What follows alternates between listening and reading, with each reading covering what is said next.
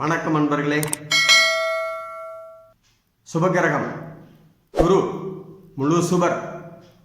கிரகங்களிலே அருமையான பலன்களை, சுப பலன்களை முழுசாக கொடுக்கக்கூடிய குரு உங்களுடைய ராசிக்கு வந்திருக்கிறார்.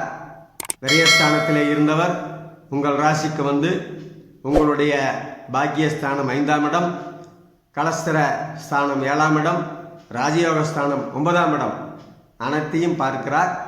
அந்த பார்வை பலனால் உங்களுக்கு பூர்வ புண்ணியம் பலம் பெறுகிறது, கலஸ்திரஸ்தானம் பலம் பெறுகிறது, ராஜயோகஸ்தானம் பலம் பெறுகிறது.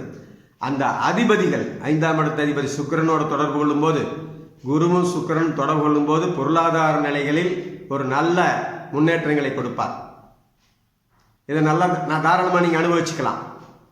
அடுத்தது 7ஆம் இடத்தை வர பார்க்குறாரு, கலஸ்திரஸ்தானத்தை. கலஸ்திரத்தால் யோகங்களை கொடுப்பார்.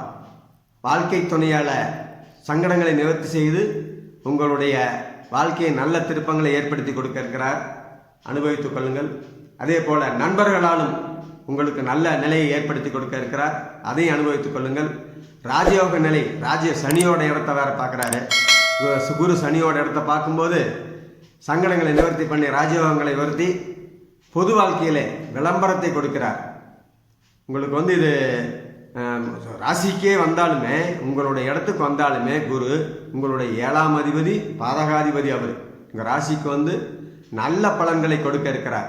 அதனால் மிதுன ராசிக்காரர்கள் இந்த பலன்களை நல்லபடியாக அனுபவித்து குருவுக்கு வியாழந்தோறும் வாரங்களில் வியாழக்கிழமைகளில் தோறும் தட்சிணாமூர்த்திக்கு அர்ச்சனை செய்து உங்களுடைய குருபலத்தை பெருக்கிக் கொண்டு நல்ல பலன்களை அடைய அந்த குரு பகவான் அருள் புரிவார். இதை உங்களுக்கு அருமையான ஒரு நிகழ்வாக இந்த குரு பயிற்சி இருக்க போகிறது. உங்களுடைய குலதெய்வ வழிபாடும் இதில் நடக்க இருக்கிறது.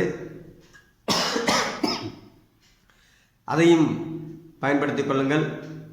அன்பர்கள், மிதுன ராசி அன்பர்களுக்கு அருமையான சந்தர்ப்பம் ஆரம்பம். நன்றி, வணக்கம்.